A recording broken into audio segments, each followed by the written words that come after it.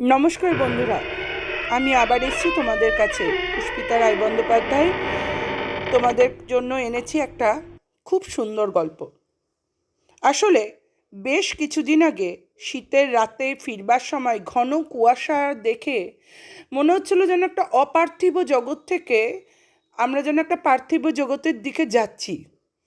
তখন আমি আমার স্বামীকে বলি, জানো তো, এরকমই ছোটোবেলায় আমার শোনা একটা বাবার কাছে ভৌতিক অভিজ্ঞতার গল্প তোমার সঙ্গে শেয়ার করছি। আমি যখন এই গল্পটা তাদেরকে শোনাই, আমার স্বামী এবং মেয়েকে, তখন তারা বলে যে তুমি তোমার বন্ধু এবং বান্ধবীদের সাথে এই গল্পটা শেয়ার করতে পারো, কারণ ভৌতিক ধর্মও তো একটা ধর্ম এবং একটা বড় ধর্ম, পৃথিবীর সবথেকে বড় সত্য। তোমাদের প্রায় অনেকেরই বার্ষিক পরীক্ষা শেষ হয়েছে। এর মাঝে শীতের রাত, ঘন কুয়াশা, ঘন লেপের মধ্যে থেকে মুড়ি মাখা তেলে ভাজা আর সঙ্গে চা, এর সাথে যদি ভৌতিক গল্প হয় তাহলে তার কোনো কথাই নেই। কি বলো বন্ধুরা? যাই হোক, তোমাদের সাথে বেশি কথা না বাড়িয়ে আমি গল্পটা শুরু করছি। তবে গল্পটা বলবার আগে তোমাদেরকে একটু প্রেক্ষাপটটা বলে নেওয়া ভালো। গল্পের প্রেক্ষাপট আজ থেকে প্রায় 30 বছর আগে। এই গল্পটা শুনিয়েছিলেন আমার বাবা আমাকে। তার নিজস্ব কিছুটা অভিজ্ঞতাও হয়েছিল এবং কিছুটা তিনি ধারাবাহিকভাবে একজনের মুখের থেকে শুনেছিলেন। তারাও এই ভৌতিক পরিস্থিতির সাথে সম্মুখীন হয়েছিল। তো হয়েছিল বলবো না, হয়েছিলেন বলাই বাহুল্য, কারণ তিনি আমার দাদুর মতন হন। তো যাই হোক, গল্পটা আজ থেকে প্রায় 30 বছর আগে আসানসোল কয়লাখনি অঞ্চলের কাছে কুলটি নামক স্থানে একটি পরিত্যক্ত হসপিটালের ঘটনা। হসপিটালটি ব্রিটিশ আমলে তৈরি হয়েছিল, সুতরাং বুঝতেই পারছ যে সময়ের ঘটনা বলছি, সেই সময় সেই হসপিটালটার প্রায় ভগ্নদশা। কিন্তু যেহেতু ব্রিটিশদের আমলে তৈরি হয়েছে, তাই তখনও সামনের দিকটা অক্ষত ছিল এবং পেছনের অংশগুলো, বাউন্ডারি ওয়াল বা যেখানে মর্গ, সেখানগুলো ভেঙে গেছিল। আশেপাশে গভীর জঙ্গল, ঝিঝি পোকার ডাক এবং জনমানবহীন জায়গায় একটা হসপিটাল পরিত্যক্ত হয়ে পড়ে আছে। স্বাভাবিকভাবেই ভয় তো তৈরি হবেই। এবং শুধু জনশ্রুতি নয়, আমার বাবার সাথে নিজে যে ঘটনার সম্মুখীন হয়েছিলেন সেটা তিনি বলেছিলেন। আমার বাবা ইসিএলের কর্মী। তিনি বিভিন্ন ইন্সপেকশনে বিভিন্ন জায়গায় ঘুরতেন এবং ওনাকে যেতেও হতো। কুলটি অঞ্চলটাও সেই কয়লাখনির অন্তর্গত, সুতরাং তাকে যেতেই হয়। আসলে যেটা ঘটেছিল যে তিনি রাজমহল নামক একটা জায়গা থেকে ফিরছিলেন। যে সময়ের কথা বলছি সেই সময় এসটিডি বুথের মাধ্যমেই যোগাযোগ রাখতে হতো এবং আমাদের বাড়িতেও একটি ফোন ছিল। সেই ফোনের মাধ্যমেই বাবা বিভিন্ন জায়গা থেকে আমাদের খোঁজ খবর রাখতেন, নিজের ঠিক আছেন সেই খবরও দিতেন। যেদিন এই ঘটনাটি ঘটে সেই দিনটা ছিল হচ্ছে অঘ্রাণ মাস, অর্থাৎ এই রকমই ঠান্ডা সন্ধে হয়ে এসছে এবং ছোটনাগপুর অঞ্চলের কাছাকাছি হওয়ায় কুলটি অঞ্চলটাতেও সেই সময় ভালো রকম ঘন বন ছিল। টুকটাক নেকড়ে, বাঘ, হাতির উৎপাত, তারপর বন্য জন্তু জানোয়ারের আওয়াজ, বিশেষ করে শেয়ালের প্রচণ্ড উৎপাত ছিল।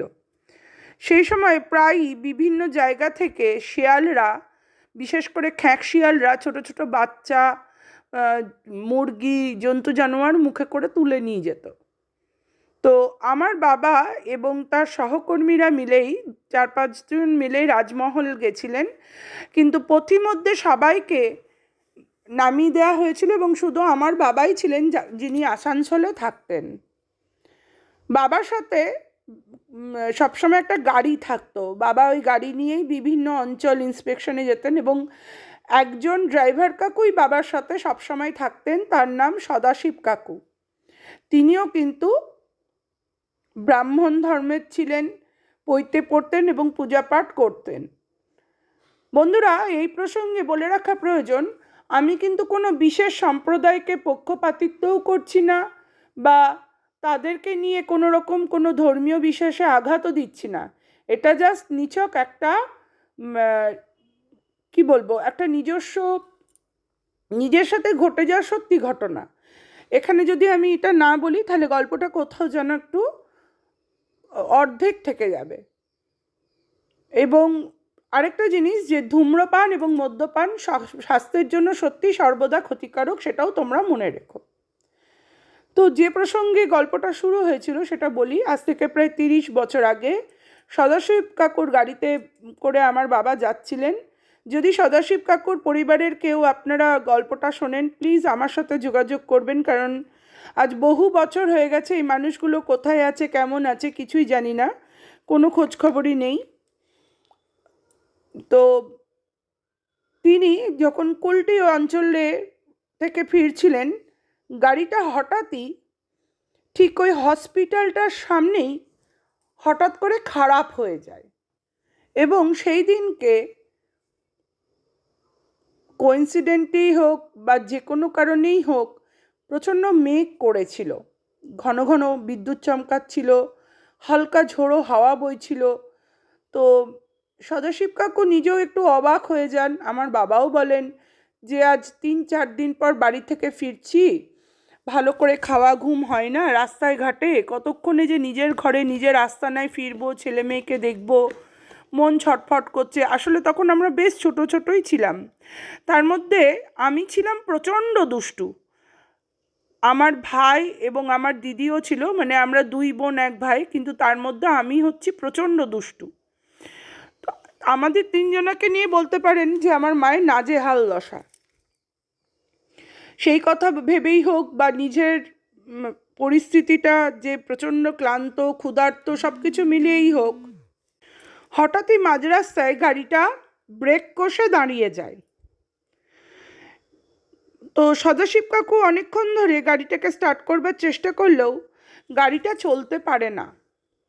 তবুও কিছুটা কসরত করে ফুয়েল ইন্ডিকেটরে আলো জ্বেলে দেখে যে ফুয়েল একদম তলানিতে ঠেকেছে, আসানসোল পর্যন্ত দূরে থাক, উনি ওনার ঘর পৌঁছাতে পারলে মানে ভগবানের চরম আশীর্বাদ পাবেন।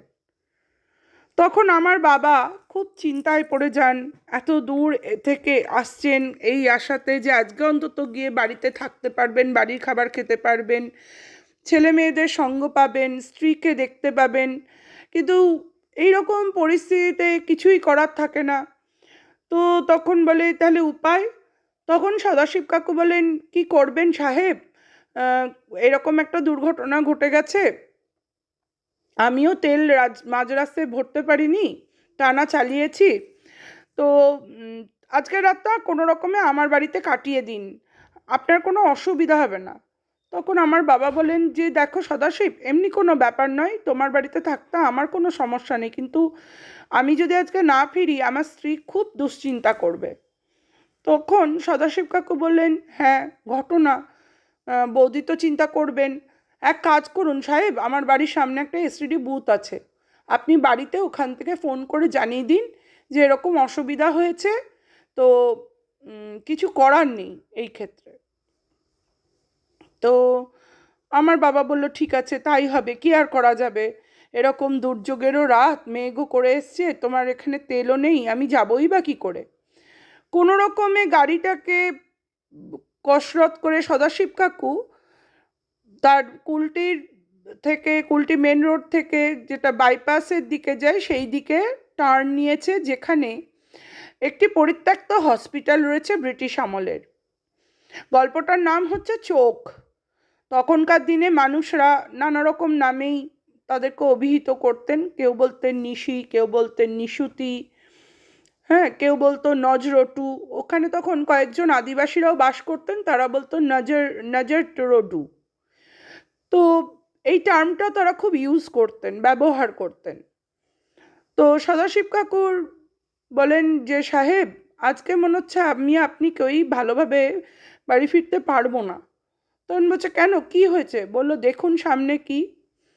তখন বিদ্যুতের ঝলকে বাবা এক ঝলক দেখতে পান যে ওই পরিত্যক্ত ব্রিটিশ হসপিটালটার কাছে এসে গাড়িটা দাঁড়িয়ে গেছে। বলে, গাড়িটাকে কি একদমই নড়ানো যাবে না? কোম্পানির গাড়ি বলে কথা, এখানে তো এমনিভাবে ফেলে রাখাও বিপদ।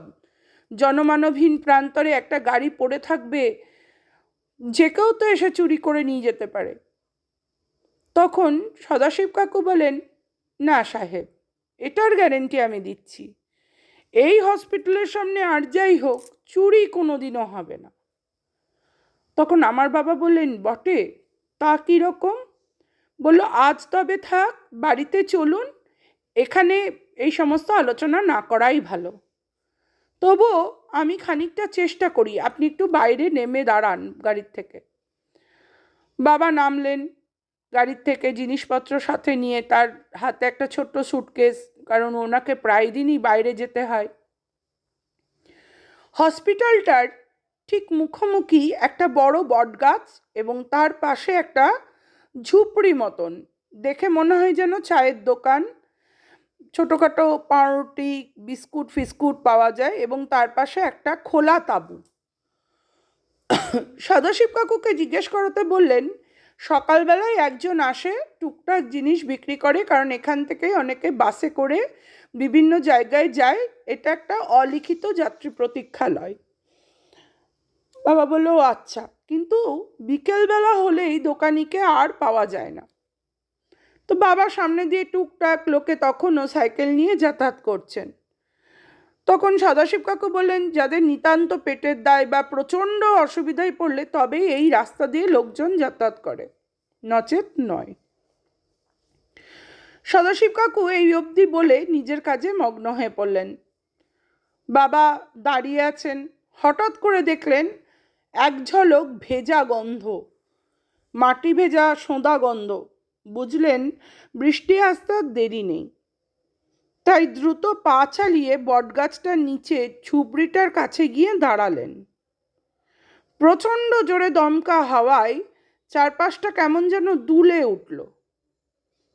হঠাৎ করে মনে হলো বাবা ছাড়া আর ওখানে কোনো জীবন্ত প্রাণীর অস্তিত্বই নেই, অথচ 4-5 হাত দূরেই সদাশিব কাকু তার গাড়ি মেরামতিতে ব্যস্ত।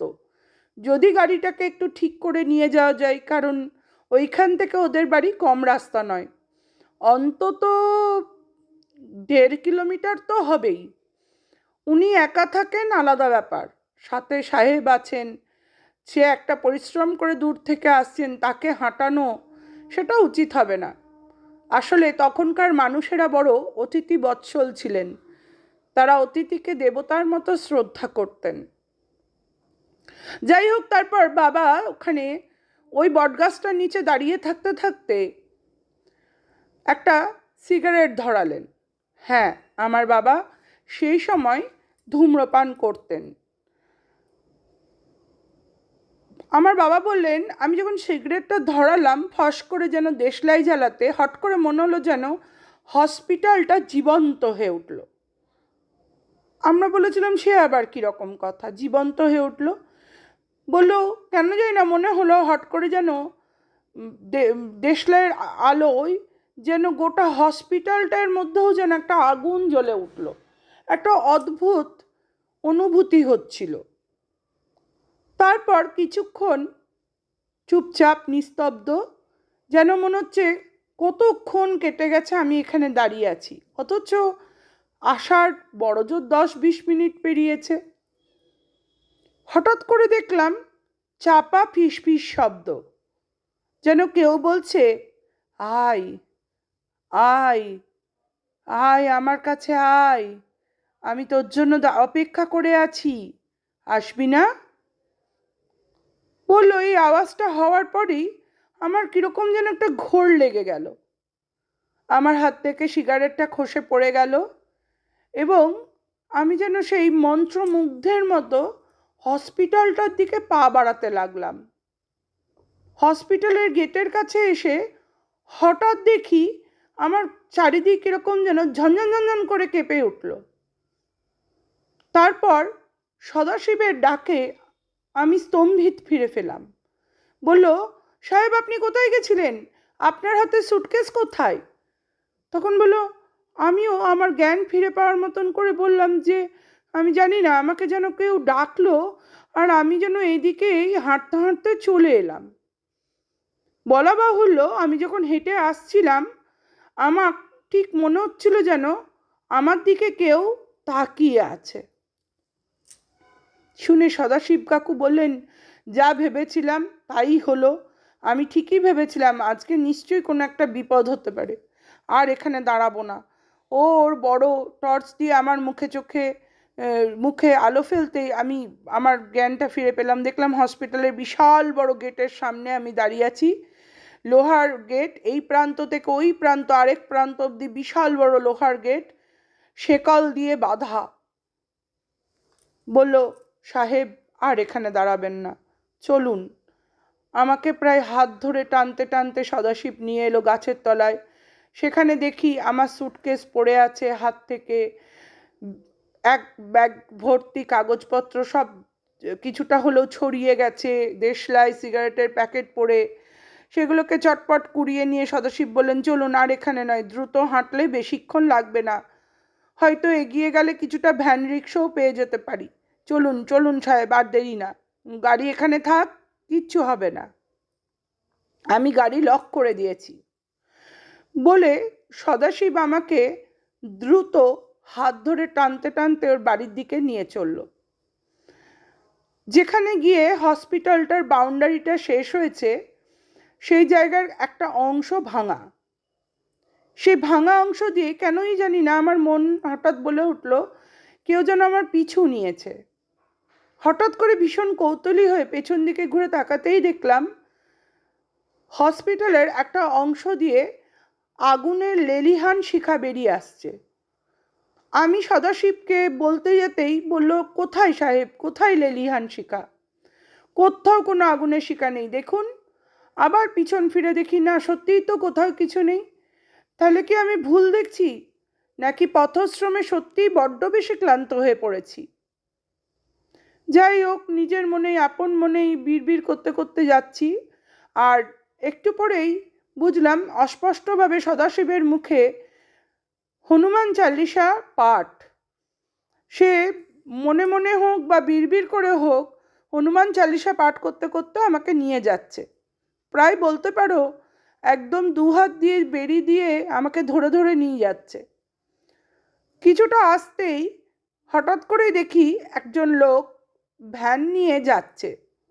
ভ্যান বলতে তোমরা যেটা বোঝো বন্ধু, সেই চারচাকাওয়ালা ভ্যান নয়, এ হচ্ছে জিনিসপত্র নিয়ে যাওয়ার ভ্যান। ভ্যান চালককে বলতেই সে তাড়াতাড়ি তার ভ্যানে বসিয়ে দিল, বলল, দিন, জিনিসপত্র আমি সব তুলে দিচ্ছি, আর এখানে বেশিক্ষণ থাকা ঠিক হবে না। তারপর আমরা সদাশিবের বাড়িতে গিয়ে পৌঁছালাম। একটু জনবসতিপূর্ণ এলাকা পেয়ে আমিও কিছুটা স্বস্তি পেলাম। চারপাশে দোকানপাট, এসটিডি বুথ, তারপরে ওদের বাড়িগুলো পরপর পরপর রয়েছে। বাড়িগুলো অনেকটা ধর্মশালা প্রকৃতির, দোতলা, ছোট, সামনে আঙ্গিনা রয়েছে, তুলসী মঞ্চ রয়েছে, খাটিয়াতে তার বাবা শুয়ে, মা শুয়ে, তারা বসে গল্প করছে, ছেলের প্রতীক্ষা করছে, বউ রান্নাবান্না করছে, ছেলেমেয়েরা দৌড়াদৌড়ি করছে। দেখে আমার মনটা বেশ হালকা হয়ে গেল। বাবার কথায় বাবা বাড়িতে ঢুকবার আগেই এসটিডি বুথ থেকে ফোন করলেন, আমাদেরকে খবর দিলেন, বললেন দুর্ঘটনার কথা, কিন্তু ভৌতিক ঘটনাটা বেমালুম চেপে গেলেন। তারপর আমার বাবার কথা অনুযায়ী বাবা বাচ্চাগুলোর জন্য কিছু কিনে নিয়ে এবং ফল মিষ্টি কিনে নিয়ে তবেই তিনি ঘরের ভেতরে গেলেন। গৃহস্থের বাড়ি, বাচ্চারা রয়েছে।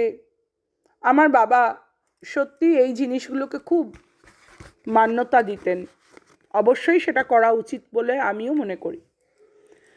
এরপর সদাশিব কাকু হাত পা ধোয়, বাবা সবার সাথে গল্প করে, বাবার জন্য হাত পা ধোয়ার জল, গামছা সবই ওরা ব্যবস্থা করে, যথাসাধ্য চেষ্টা করে। তারপর আমার বাবা সদাশিব কাকুর বাবার সাথে গল্প করতে শুরু করেন। কথা বলতে বলতে বাবা অনুভব করেন যে যার বাড়িতে আমি এসে পড়েছি তিনিও প্রচণ্ড ধর্মপরায়ণ। তিনি সাহস করে বললেন, বাবা সেই দাদুকে বললেন যে কাকামশাই, আমি আপনাকে কিছু কথা খুলে বলতে চাই। বলে, হ্যাঁ বলো বলো, তুমি আমার বড় ছেলের মতো, কী হয়েছে বলো। তখন বাবা ওই হসপিটালের সামনে ঘটে যাওয়ার ঘটনার কথা বলেন। শুনে দাদুটির মুখ গম্ভীর হয়ে যায়। বলে, বাবা এ তো ভালো কথা নয়, তুমি এরকম দেখতে পেয়েছো এখনকার দিনে, এখনও এরকম হচ্ছে, এটা আমাদের এই অঞ্চলের জন্য খুব ক্ষতিকারক। তখন আমার বাবা বলেন, আপনি কি কিছু জানেন? বলছে, হ্যাঁ বাবা, আমার সাথেও ঘটেছিল, তবে সেটা বহু বহু পুরনো ঘটনা। সালটা প্রায় 1962 সালের ঘটনা। তখন আমিও সদ্য কিশোর, কিশোর থেকে যুবক বা তরুণ হইনি, হব হব করছি। সেই রকমই একটা ঘটনা আমার সাথে ঘটেছিল। তবে এখন তোমাকে আমি কিছু বলবো না, পথশ্রমে তুমি ক্লান্ত, তুমি আগে জামা কাপড় ছেড়ে সুস্থ হয়ে বসো, আমার ছেলের বউ তোমাকে খাবার দেবে, আমাকেও দেবে, খেতে খেতে গল্প করব। আমার বাবা শুনে কিছুটা স্বস্তি মিলল, যে যাক, আমি যে ঘটনাটা চোখে দেখেছি সেটা কেবলমাত্র আমার অনুভূতি নয়, সেটা সত্যিকারের ঘটনা। তখন আমার বাবা উঠে জামা কাপড় ছেড়ে হাত পা ধুয়ে জুতো মোজা একদিকে রেখে, আমার বাবাও জপ করলেন, তার গুরুমন্ত্র, গুরু প্রদত্ত মন্ত্র জপ করলেন এবং খেতে বসলেন।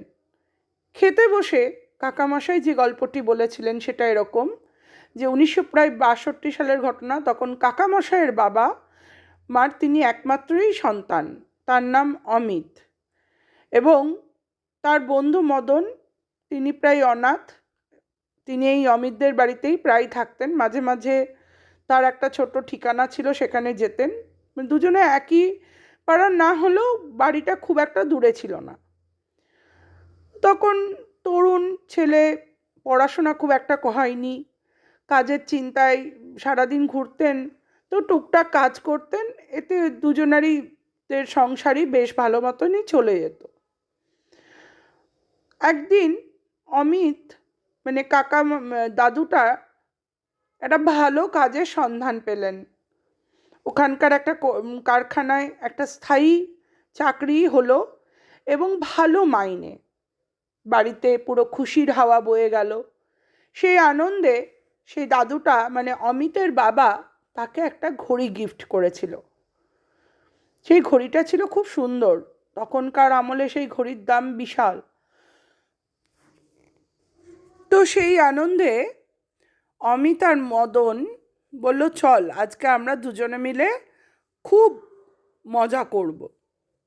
অল্প বয়সী ছেলে, হাতে টাকা, তাই দুজনে চুটিয়ে নেশার জিনিস কিনে নেশা করল। সেদিন হঠাৎ মদন অমিতকে চ্যালেঞ্জ করে বসল, চল আজকে হসপিটালে যাবি। তখন অমিত বলল, কেন, তোর কি খুব রাগ হয়েছে আমি ভালো চাকরি পেয়েছি বলে, আর তার সাথে ঘড়ি গিফট পেয়েছি বলে? তুইও যখন ভালো চাকরি পাবি তোকেও বাবা ঘড়ি গিফট করবে। তখন মদন বলল, আরে ধুর, কে বলেছে তোকে যে আমি তোর ওপর রাগ করেছি বা হিংসে করেছি? আমি তো এমনিই বলছি।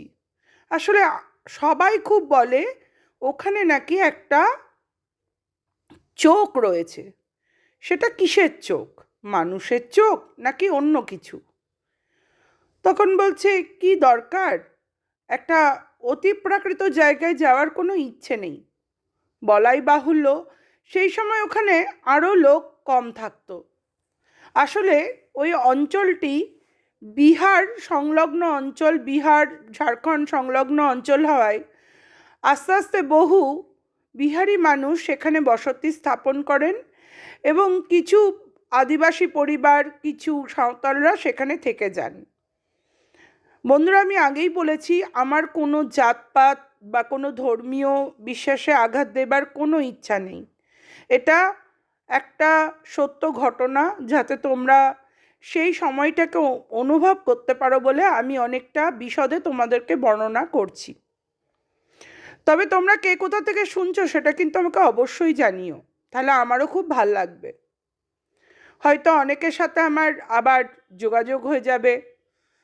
অনেক পুরনো মানুষ যাদেরকে আমি দেখতে চাই তাদের সাথেও হয়তো দেখা হবে, কথা হবে। তো গল্পটাই আমি আবার ফিরে আসি। তো বলাতে আমি বললাম ঠিক আছে চল। সেদিন ছিল অমাবস্যার রাত।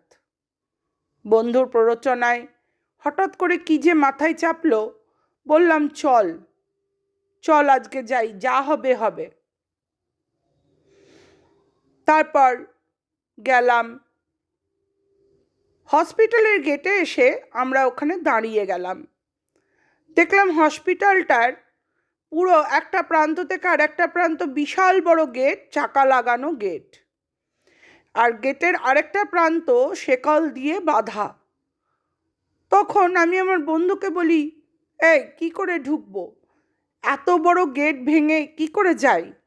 এই গেট টপকানো তো আমার সামর্থ্য নেই। সেই দিন অমাবস্যা হওয়ার জন্য এক ছিটে ফোঁটাও আলো চারিদিকে ছিল না।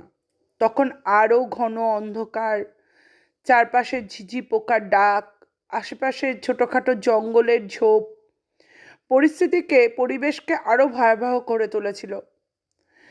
একটা জোরালো টর্চ আর একটা শাবল ছিল তাদের অস্ত্র।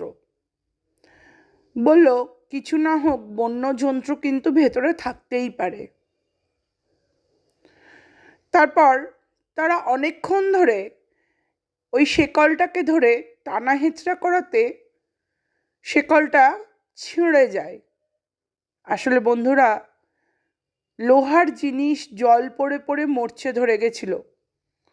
ফলে যতই সেটা লোহারই হোক আর যাই হোক, সেটা ক্ষণভঙ্গুর হয়ে যায়। কিছুক্ষণ ধরে টানাটানির ফলে শেকলটা ভেঙে যায়। এরপর আমি আর মদন ভেতরে ঢুকতেই একটা বিচ্ছিরি ঠিক রাসায়নিক পদার্থের গন্ধ আমাদের নাকে এসে লাগে।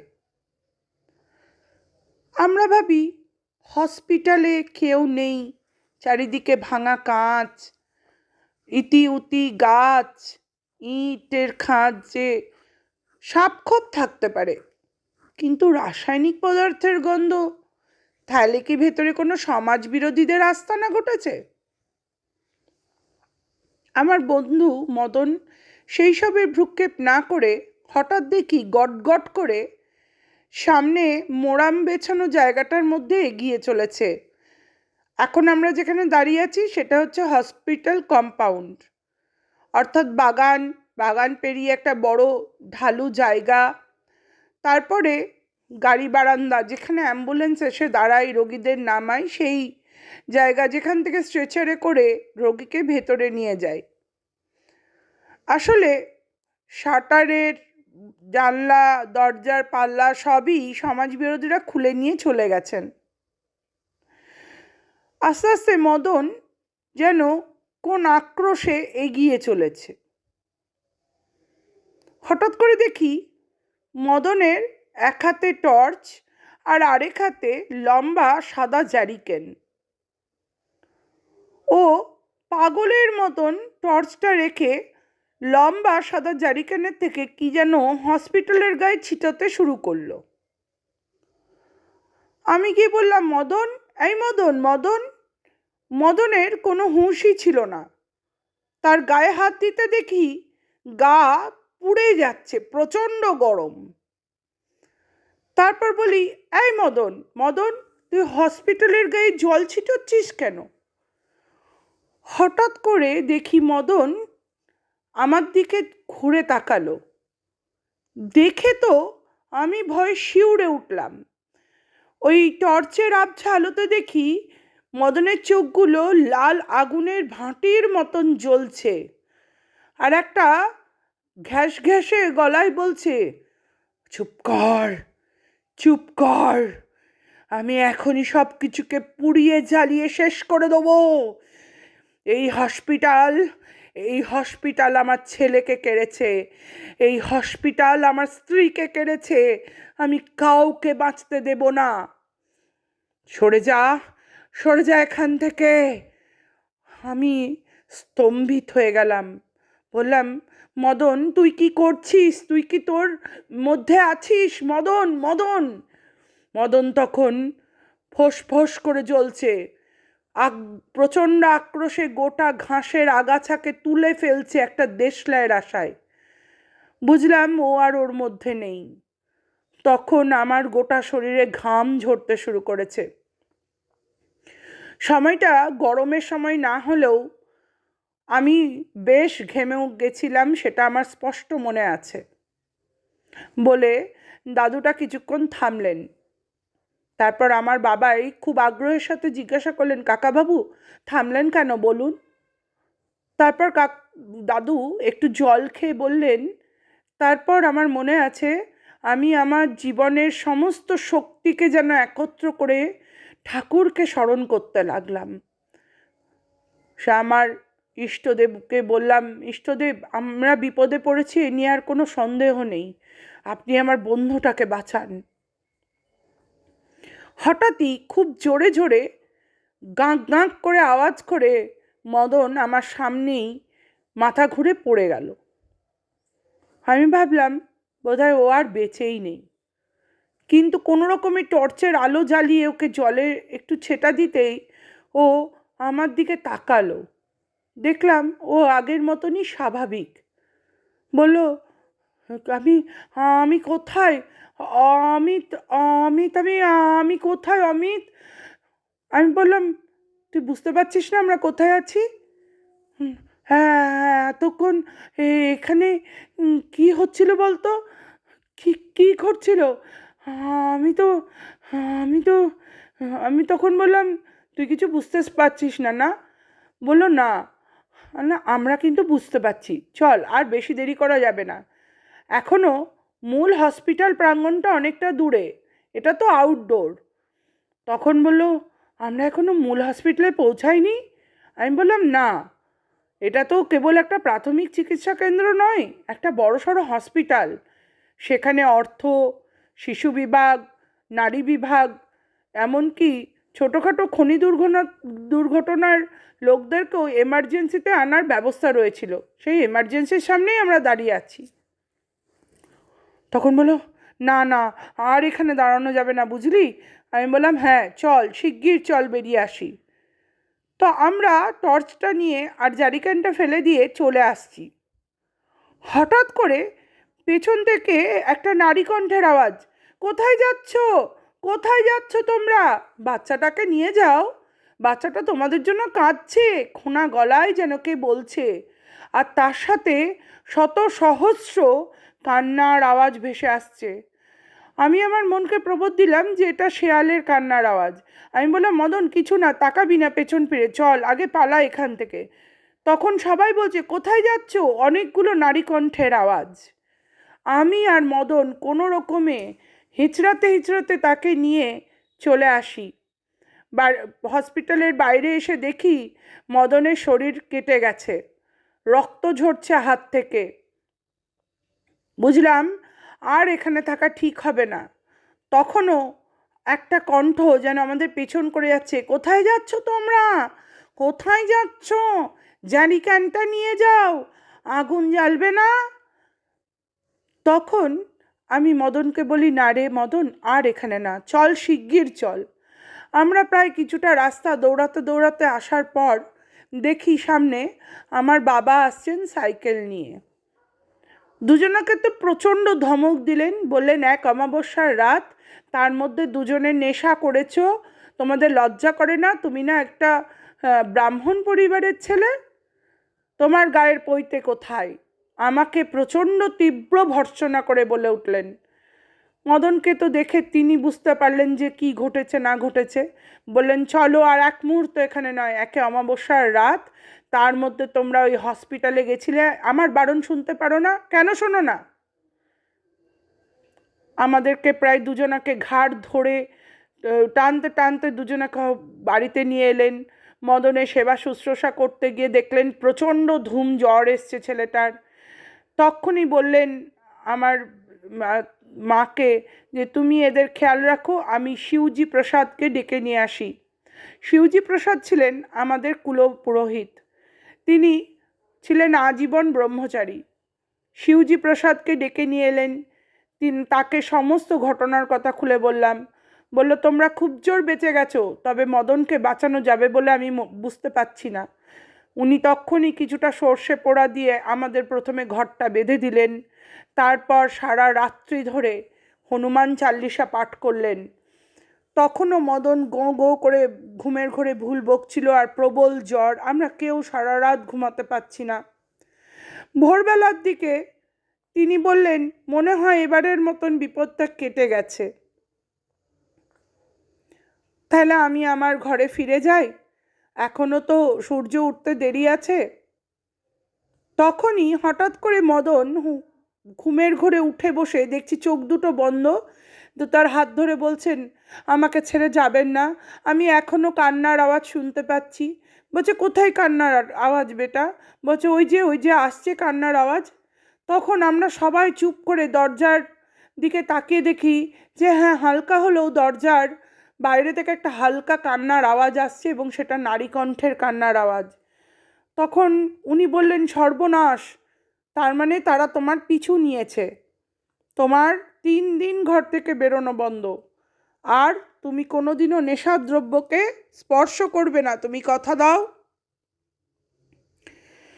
এই বলে শিবজি প্রসাদ ওখানেই থেকে গেলেন। বললেন, না, আমারও জীবনের ওপর সংশয় নেমে আসতে পারে, আমারও বেরোনো যাবে না, আলো ফুটুক তারপরেই আমি যাব। তারপর সকাল পর্যন্ত উনি থেকে বললেন, বাড়িতে একটা শান্তি সস্থান করতে হবে, একটা যজ্ঞ করতে হবে, তবেই এই বিপদের হাত থেকে আমরা সবার মুক্তি হবে। তো তারপর পুজো আর্চা করা হয়, যজ্ঞটজ্ঞ করা হয়, তারপর আমরা এই বিপদের হাত থেকে মুক্ত হই। এবং ওই কারণেই অল্প বয়সেই আমার বাবা আমার বিয়ে দিয়ে দিয়েছিলেন, সংসারী করে দিয়েছিলেন, মদনেরও বিয়ে দিয়ে দিয়েছিলেন, সেও এখন বেঁচে আছে, কিন্তু ওই দিনের কথা আমরা জীবনে কোনোদিনও ভুলতে পারিনি। এতদূর শোনার পর আমার বাবা বললেন, আচ্ছা কাকামশাই, ওখানে অ্যাকচুয়ালি কী হয়েছিল? বলল, অতীতে শোনা যায় যে একটা মহামারী শুরু হয় এবং প্রথমে হসপিটালটি নারী, শিশু এবং খনি দুর্ঘটনার লোকদের চিকিৎসা করলেও পরবর্তীকালে সেখানে মহামারীর লোকগুলোকে ভর্তি করা হয়। এবং তখনকার দিনে অনেকে মনে করতেন যে ওখানে যেহেতু মহামারীর লোকদেরকে ভর্তি করা হচ্ছে, তাহলে সেখান থেকে সেই রোগ আশেপাশের সমস্ত গ্রামগঞ্জে ছড়িয়ে পড়বে। কেউ বা কারা সেই হসপিটালে আগুন ধরিয়ে দেয় এবং ওই আগুনে প্রায় 50 থেকে 60 জন রোগী জীবন্ত পুড়ে মারা যায়। তারপর থেকে অনেকেই ওখানে প্রথমে আগুনে লেলিহান শিখা অনুভব করে, তারপর মনে হয় কেউ যেন গোটা বাড়িটা যেন একটা চোখের মতন হয়ে যায়, তার দিকে তাকিয়ে থাকে, এবং নারীদের আর্তকণ্ঠে চিৎকার শোনা যায়, কারণ মনে করা হয় সেই সময় অনেক নারী বাচ্চার জন্মও দিয়েছিল। এবং ওই যে পিছু নেয় সেটাকেই এই আদিবাসী অঞ্চলের লোকেরা বলে নজরডু বা চোখ, নজর, যেটাকে হিন্দিতে নজর বলে। তো বাবার তো এটা শোনার পর বাবা বলে, আমার যত ক্লান্তি ছিল ভয়ে, তো আমারও আর ঘুম আসতে চায় না, একে অচেনা জায়গা, অজানা জায়গা, তারপর আমি নিজেও চোখে দেখে এসেছি, গল্পটা শুনেছি, তো কোনো রকমে শুই আর কি ওদের বাড়ির ভেতর, কিছুতেই ঘুম আসতে চায় না। খালি আমারও কেন জানি না মনে হয় বন্ধ জানলার ওই পাশে ওই প্রান্তে কেউ যেন আমার জন্যও অপেক্ষা করে আছে। এই করে আস্তে আস্তে কখন ক্লান্তিতে ঘুমিয়ে যায়। সকালবেলা উঠি, মুখ টুক ধুই, সদাশিব দূর থেকে এক জারিকেন ভর্তি তেল নিয়ে এসে বলে, চলুন সাহেব, আগে আপনাকে পৌঁছে দিয়ে আসি, বৌদি আপনার জন্য অপেক্ষা করছে, ছেলেমেয়েরাও অপেক্ষা করছে, আর আপনাকে কষ্ট দেব না। তখন আমি সদাশিবকে বলি, সদাশিব ভাই আমার, আর যাই করো, আমি আর ওই হসপিটালের সামনাসামনি যেতে চাই না, এত মর্মান্তিক একটা ঘটনা শুনেছি, কেন জানি না আমি আর ওকে ফেস করতে পারবো না। তুমি বরং এখান থেকেই আমাকে একটা কোনো ভাড়া গাড়ির ব্যবস্থা করে দাও, বা অন্য কোনো রাস্তা দিয়ে আমাকে বাস ধরিয়ে দাও, আমি আসানসোল চলে যাব। আমি আর ওই রাস্তা দিয়ে ফিরবো না। সদাশিব কাকুর কি মনে হতে সে রাজি হয়ে গেল। তখন কালো হলুদ ট্যাক্সির খুব প্রচলন ছিল। তো ওই পাড়াতেই একজন ওই কালো ট্যাক্সি চালাতেন, তাকে বলাতে সে বলল ঠিক আছে, আমাকে আমার ভাড়াটা দিয়ে দিলেই হবে।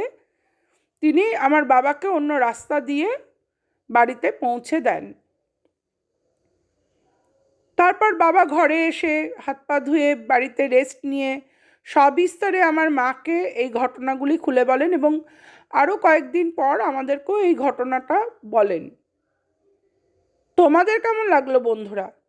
অবশ্য আমাকে কমেন্ট করে জানিও। আমি ভূতের গল্প শুনতে বলতে আমার খুব ভালো লাগে। তোমাদের যদি আমার কোনো গল্প ভালো লেগে থাকে, অতি অবশ্যই আমাকে কমেন্ট করে বলো।